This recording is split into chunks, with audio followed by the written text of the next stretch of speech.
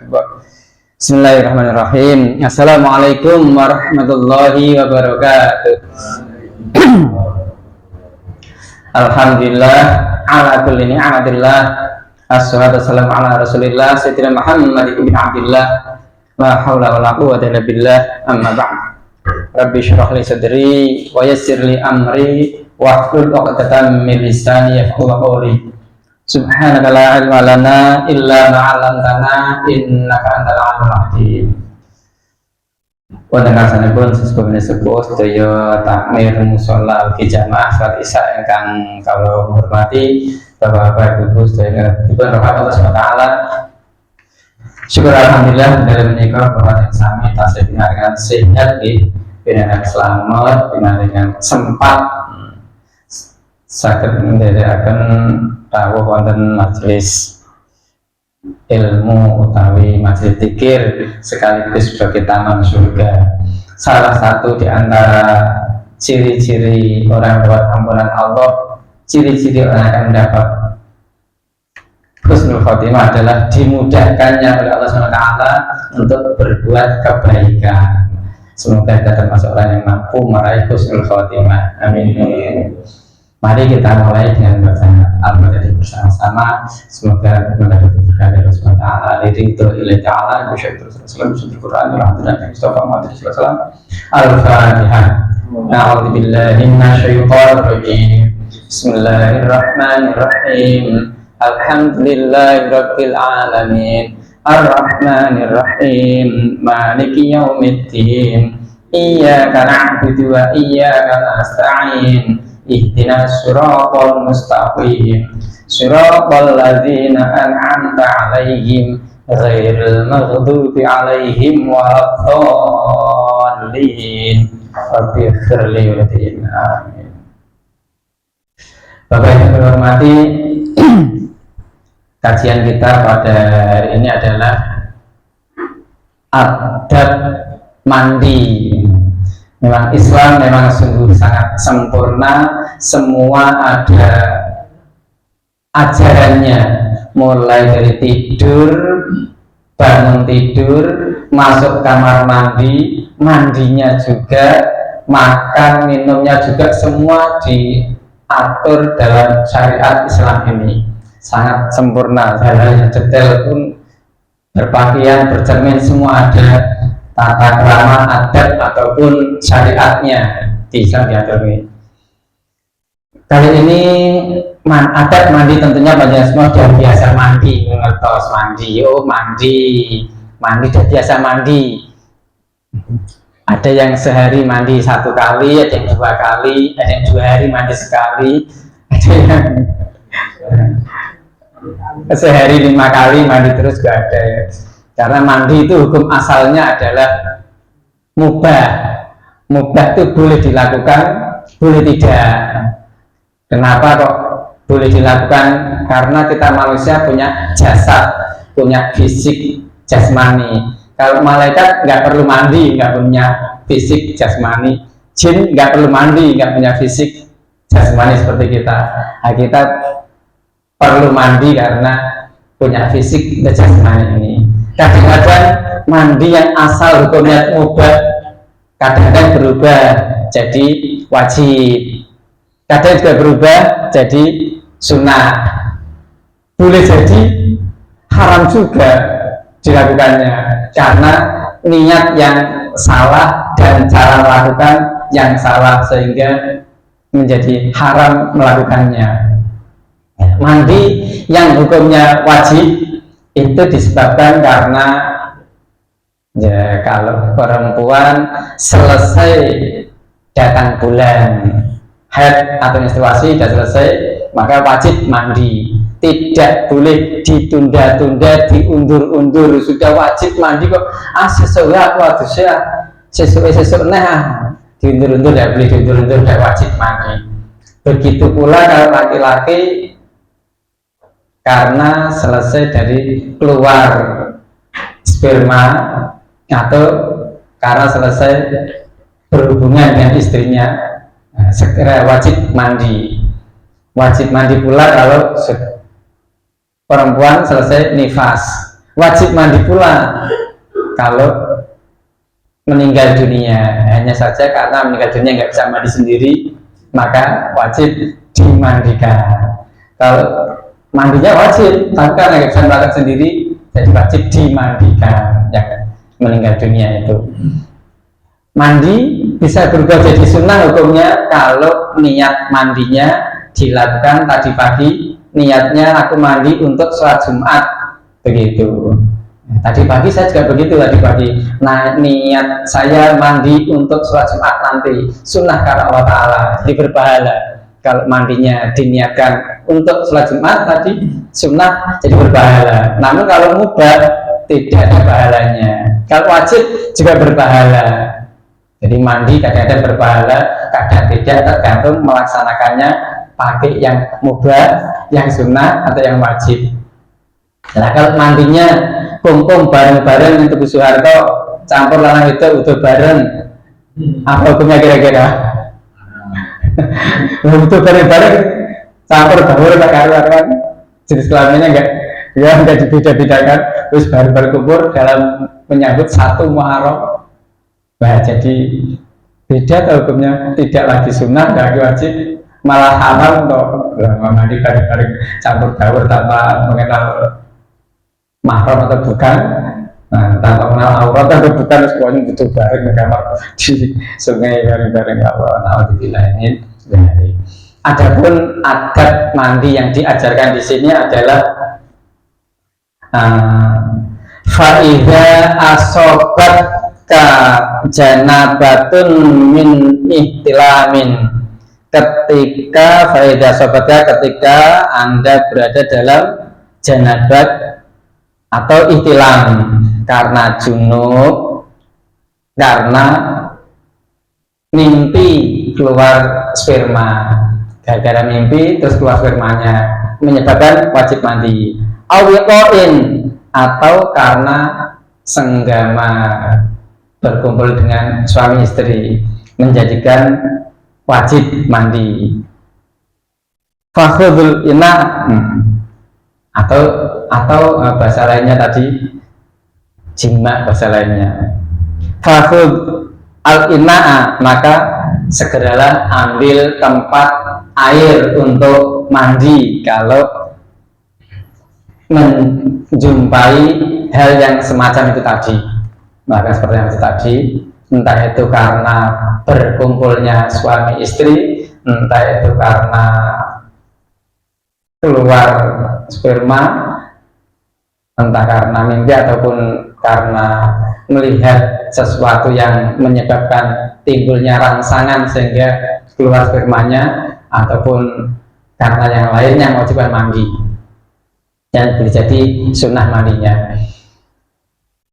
Setelah ambil air mandi, maka fahmil inai, bawalah tempat untuk mandi itu. Karena sekarang sudah nggak perlu, ini kan sekarang dulu belum ada shower, belum banyak punya tandon di atas. Ketika susunya ini kan belum banyak punya tandon, banyak shower di atas belum punya, sehingga bawa air tempat pada ilal mutasil ke kamar mandi, ilal mutasil ke kamar mandi, bawalah ke kamar mandi.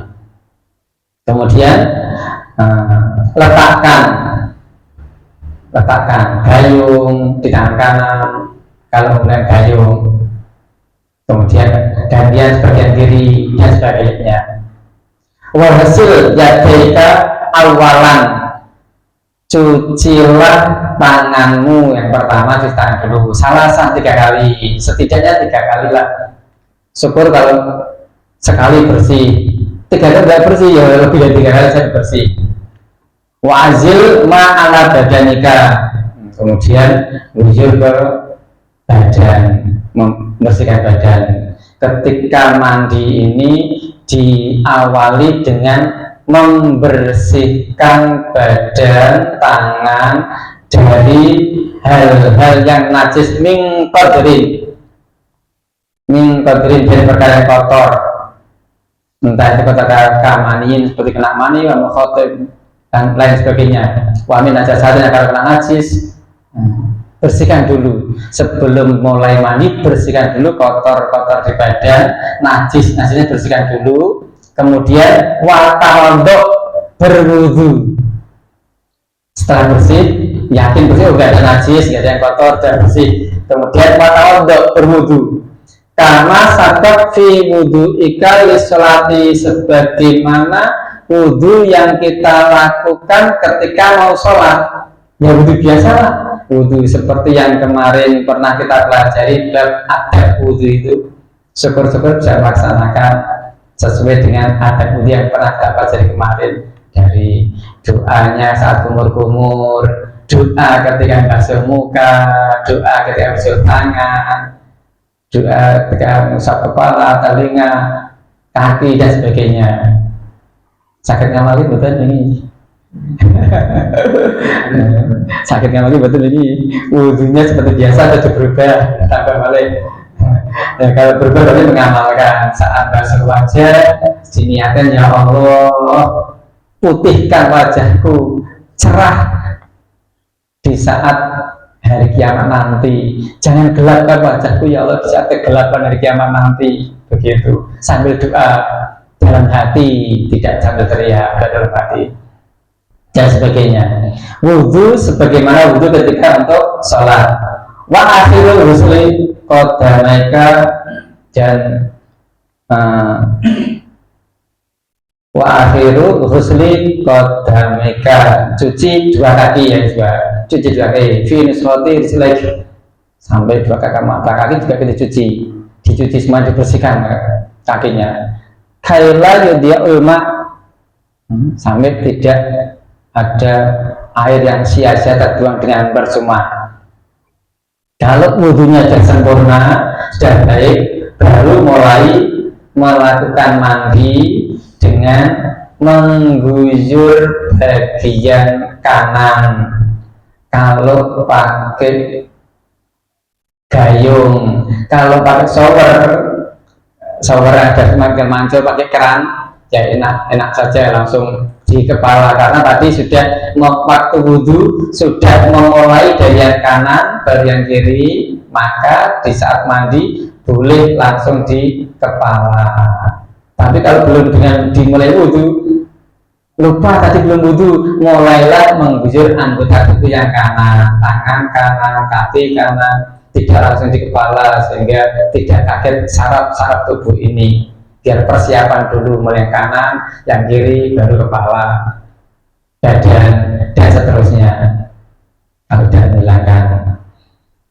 Jadi sebelum wudhu, sebelum mandi tadi sudah disampaikan, bersihkan dulu kotoran najis yang ada di tubuh kita. Bersihkan dulu kotorannya, entah itu kotoran najis yang melekat di tangan, di kaki, di tempat buang air kecil, tempat buang air besar, dibersihkan dulu semuanya.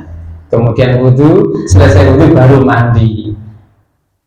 Fa'idha farghta minal wudhu'i, mongko nalikane rampung saking wudhu, ketika kita selesai wudhu, fasabul ma'a, tuangkanlah air ala rasika, di atas kepalamu. Wal mu'tamidu, berturut-turut, anal abdolu ba'da farghul wudhu'i, wudhu antata'an, karena itu lebih afdal dilakukannya berturut-turut, langsung dalam berturut-turut, tidak dijeda istirahat dulu tinggal masak tidak dijeda tinggal keluar yang lainnya, aku wudhu lu tak harusnya tersinggung, harus dijeda, tidak. Ini afdalnya dilakukan berturut-turut. Meskipun mandi itu boleh berjeda kalau kondisi terpaksa, untek banyune lagi oleh sirah tok lho, kayak keramas tok sirah banyune entek piye jar, kudu pindah kamar mandi liyane iki, pindah kamar mandi yang lain, ya tidak mengulang dari kepala lagi, nggak apa-apa, dilanjutkan yang belum boleh, dia yang belum maka paksa banyune entek, aduh baru keramas, baru kepala ini, badan belum, geger belum ini, yang bawah juga belum ini, maka boleh pindah kamar mandi. Misalkan ini di kampung sudah habis, kepaksa menurut kamar mandi pom bensin, kepaksa menurut kamar mandi masjid, yang masih ada air boleh, melanjutkan boleh, tidak mengulang dari kepala lagi boleh, andikan diulang juga nggak apa, boleh-boleh saja. Tapi memang wal mutamadu annal abdul abdul, setelah itu dilanjutkan berturut begitu. Salasan 3 kali gujur ke muka, ya sunnahnya memang 3 kali seperti wudhu. Salasan wa anta fi awali mutaslim ibadah jika nawa maka niatlah al hadasin menghilangkan hadas minat janabati daripada jenabat. Ketika mulai menggusur saat mandi itu niatkan nawaitul ghusl li rafil hadasil akbari, ya Allah aku niat mandi untuk menghilangkan hadas besar, fardu karena Allah Ta'ala, fardu lillahi ta'ala, menghilangkan besar.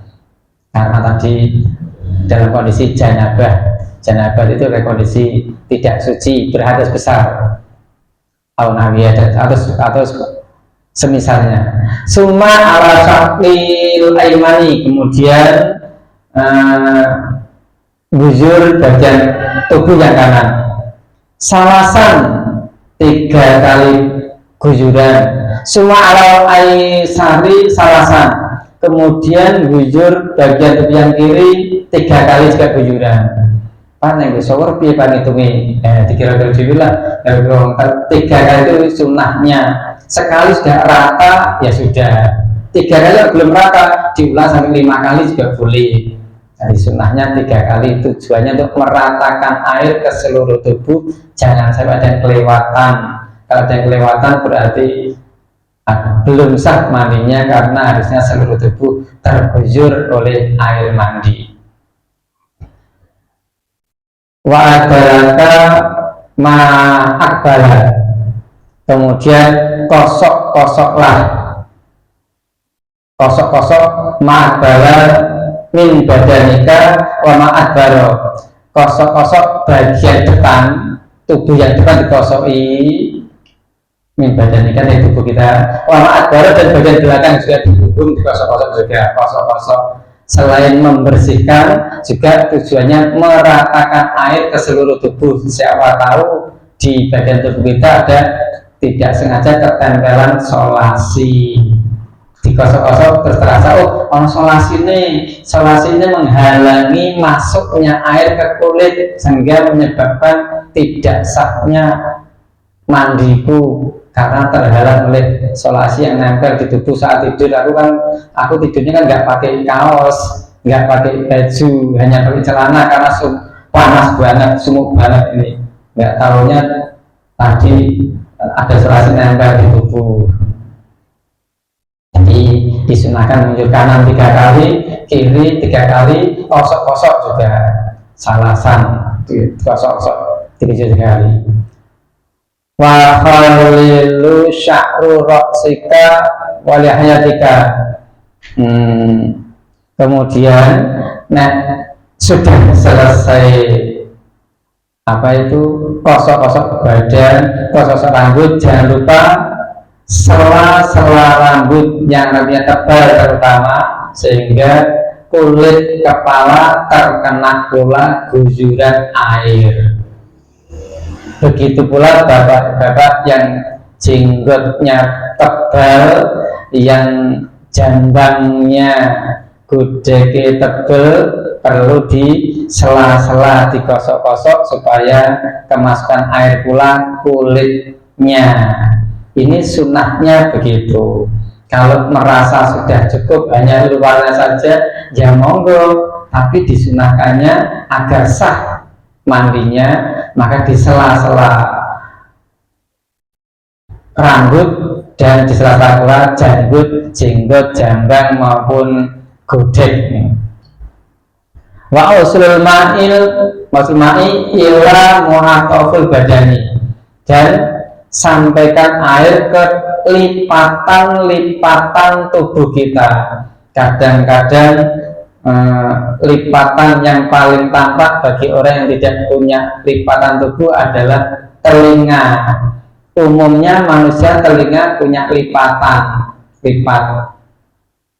Kalau yang kucing, sapi, kambing itu telinganya tidak punya lipatan. Dan manusia pada umumnya punya lipatan telinga. Begitu pula lipatan tubuh yang ada di belakang tumit, di belakang lutut, di dekatnya sikut, lawan katanya sikut, lawan balikannya sikut kan ada lipatannya. Lipatan tubuh di ketiak, juga lipatan tubuh di leher, kadang-kadang lehernya saya berlipat-lipat begitu, numpuk-numpuk. Nah, lipatan tubuh itu diusahakan kena air semuanya sehingga tidak kelewatan saat mandi, tidak kelewat terkena air semuanya. Wa munabatu sya'ri ma khafu minhu wa ma kasfu, dan tempat tumbuhnya rambut, semua tempat tumbuhnya rambut diupayakan munabatu sya'ri, tumbuhnya rambut, ma khafun, baik itu rambut yang tipis maupun kasfun yang tebal.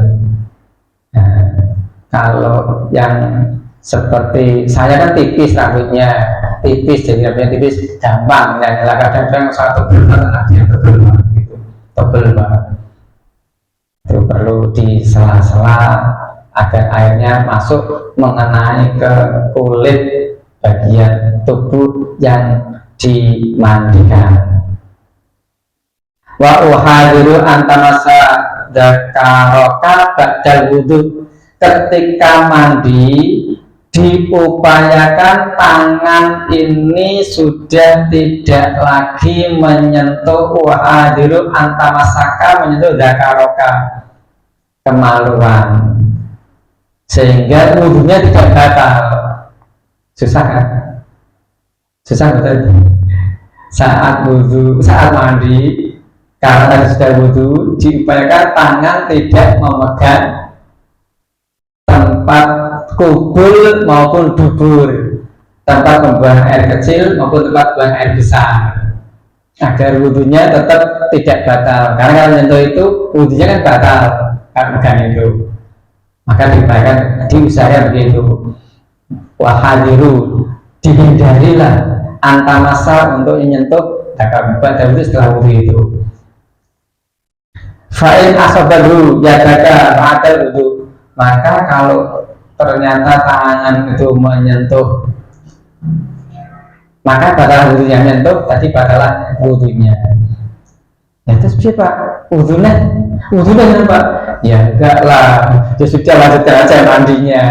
Memang mandi tadi disunahkan wudu dulu, berarti nanti selesai mandi wudu lagi untuk menunaikan sholat, misalkan mandi lagi, wudu lagi. Kalau tadi sebelum mandi kok sudah wudu, menghilangkan hadas kecil, kemudian saat mandi terjaga wudunya tidak batal, maka selesai mandi tidak wudu lagi, ya tidak batal kalau wudunya, tetap bisa dipakai untuk sholat, karena tadi sudah menghilangkan hadas kecil terus disambung menghilangkan hadas besar. Beda dengan yang batal. Kalau yang batal berarti wudu lagi setelah mandi.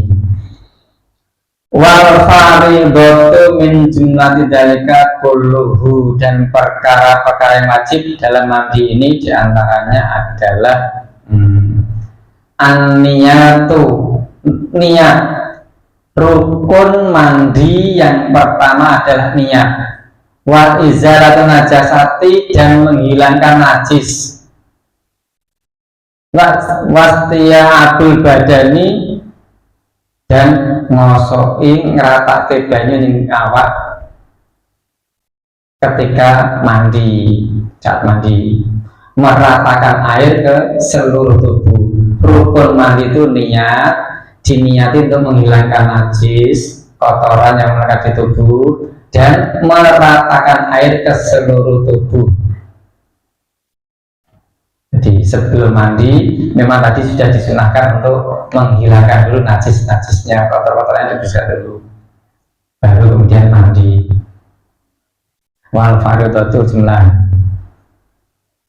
Wa furudul wudu'i, adapun yang menjadi fardunya wudu, rukunnya wudu, ini tadi kan yang rukunnya mandi, rukun mandi niat meratakan air ke seluruh tubuh, sudah urut itu yang penting, urut seperti itu, niat dulu. Kemudian furudul wudu'i yang menjadi rukunnya wudu, husnul wajhi, setelah niat membasuh wajah. Saat basuh wajah itu niat belum berhenti, masih ada niatan wudhu. Kadang-kadang kan ada yang niat dulu, terus baru kumur-kumur, baru istingsyak, berkali ke hidung, baru basuh wajah. Saat basuh wajah niatnya sudah lupa. Maka kemarin yang kita pelajari adab wudhu kemarin, di saat membasuh wajah sebagai urutan pertama dalam wudhu itu masih ada niatan dalam hati, niat berwudhu, meskipun tinggal sisa fardhu lillahi ta'ala, fardu karena Allah ta'ala. Nawaitul wudu'a lirafil hadasil asghari fardhu lillahi ta'ala. Tapi masih ada sisa niat dalam hati saat basuh wajah itu ada di hati niat berwudhu. Karena wudhu dimulai dengan basuh muka, basuh wajah. Niat an-niyatu qasdu sai'in muktaronan bil fi'li. Niat apa to jane niat itu penawa itu ko usoli. Niat itu qasdu sai'in muktaronan bil fi'li. Menyengaja dalam bersengaja, sengaja lantas, tapi bermuktaronan, beriringan, berbarengan dengan perbuatan itu. Berbarengan dengan perbuatan itu. Karena wudhu itu dimulai dengan basuh wajah, maka saat basuh wajah itu beriringan dengan berbarengan dengan niat. Itu definisi niat. Apa tuh niat itu? Apakah niat itu nama itu? Apa niat itu usoli? Niat adalah qasdu sai'in muktaronan bil fi'li, menyengaja melakukan sesuatu berbarengan dengan perbuatannya. Rukun wudhu berikutnya adalah wal yadaini, basuh dua tangan, ma'al mirfaqo ini, serta diikuti dua sikutnya. Kalau kemarin pas kita pelajari adab wudhu, tidak hanya pas sikut, tapi sampai ke setengah lengan. Setengah lengannya kena basuhan, di atas sikut kena basuhan air juga saat wudhu. Kena basuhan air pula, di atasnya sikut tidak pas, sikutnya persis. Wa masfu ba'dur ra'si, dan mengusap sebagian dari kepala. Sebagian dari kepala, mengusap sebagian dari kepala adalah rambut, juga telinga, sebagian dari kepala itu. Saat mengusap rambut tidak menggusuri, masfu beda dengan ghuslu. Kalau masfu hanya mengusap, tangan dibasahi air wudhu, diusapkan saja. Kalau ghuslu itu mengalirkan air sampai ngalir di wajah, di tangan itu ngalir itu ghuslu. Kalau masfu ngusap itu tidak harus mengalir airnya, yang penting tangannya dibasahi air wudhu, diusap-usap di kulit kepala maupun telinga. Kemarin sudah tak contohkan, tangan ke belakang, balik ke depan lagi, begitu satu kali usapan. Kalau lagi belakang, ke depan lagi dua kali, ketiga diulang lagi ya ketiga kalinya, begitu. Hanya sedikit-dikitnya menurut Pak Imam Syafi'i kena 3 helai rambut, akar helai rambut yang ada di kulit kepala itu kena sedikit-dikitnya, kena 3 helai rambut, bukan ujungnya tapi pangkal rambut yang nempel di kepala itu, yang di kulit itu 3 helai sedikitnya. Wal husnul rijlaini, adapun rukun wudhu yang terakhir adalah membasuh 2 kaki ilal ka'baini, sampai dengan 2 mata kaki, sampai 2 mata kaki. Jadi, tidak cukup hanya batas 2 mata kaki saja, namun diupayakan sampai ke atas mendekati betisnya, setengah betis, mendekati setengah betis. Marrotan secara marotan dan tiang kanan kiri. Ma'an niyati disertai dengan niat. Watartibu dan tertib urut wudhu juga harus urut dari yang rukun pertama tadi sampai terakhir, tidak boleh lompat, tidak urut, namun harus urut wudhunya. Tidak boleh tangan dulu baru wajah, kaki dulu baru rambut, karena saya juga jumpai orang dewasa wudhunya tidak urut karena tidak tahu rukunnya wudhu.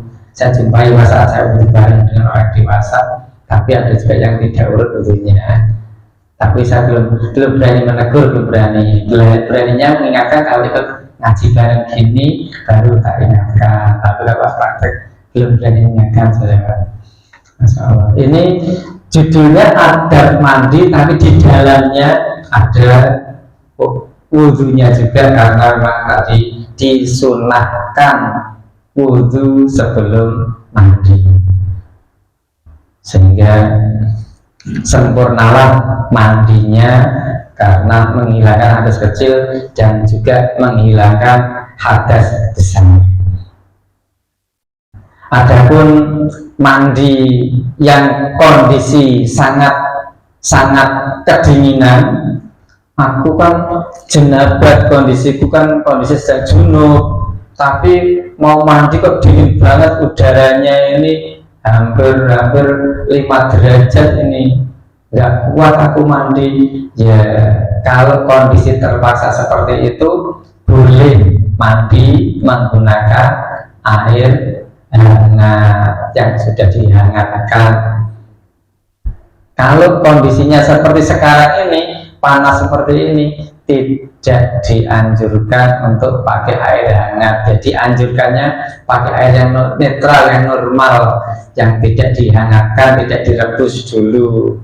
Pakai air yang normal, yang netral, yang berasal dari sumber airnya. Kecuali kondisi terpaksa tadi, sakit ataupun kedinginan, baru menggunakan air yang sangat terpaksa harus digodok dulu, dipanaskan dulu.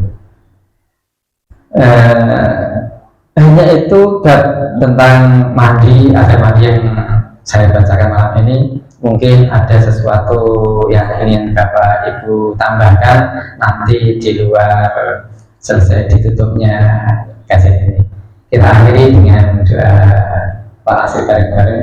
Bismillahirrahmanirrahim. Wal asri innal insana lafi khusrin illa alladziina aamanu wa 'amilus sholihati wa tawassaw bil haqqi wa tawassaw bis sabr. Subhanakallahumma wa bihamdika asyhadu an la ilaha illa anta astaghfiruka wa atubu ilaik. Wassalamualaikum warahmatullahi wabarakatuh.